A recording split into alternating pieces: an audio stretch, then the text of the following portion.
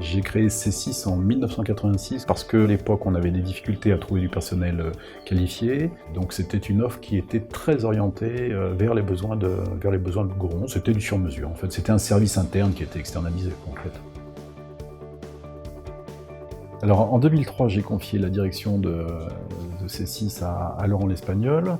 Et on a pris la décision, qui n'était pas facile à l'époque, d'ouvrir le centre, y compris à nos concurrents. Ma mission à l'époque était simple, faire en sorte que C6 ne soit plus tributaire de Goron uniquement, mais développe une nouvelle clientèle, développe de nouvelles formations, bref, se développe. Aujourd'hui, le pari du développement est réussi. En fin 2016, nous aurons multiplié le chiffre d'affaires par 10. C6 est une belle entreprise, reconnue, qui a une offre variée, qui se porte bien dans un secteur qui est plutôt en mauvais état, et puis qui est plein d'avenir et plein de projets surtout. Donc oui, pari réussi, très certainement. Les formations ont bien entendu évolué depuis 2003. On est passé sur des aspects beaucoup plus pratiques, plus terrain, plus opérationnels, pour faire face aux besoins du domaine de la sécurité, des entreprises.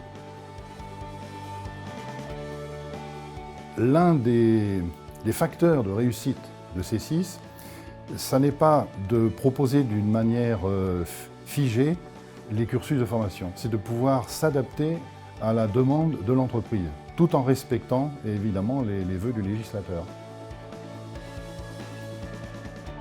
La plus-value de C6 par rapport à d'autres centres de formation, c'est que nous ne réalisons pas que du face-à-face pédagogique, que de la formation présentielle classique comme d'autres centres. Nous proposons une offre globale, un accompagnement complet du chef d'établissement par l'intermédiaire de notre pôle audit et conseil, jusqu'à la formation du personnel par l'intermédiaire de notre pôle formation présentielle face-à-face pédagogique.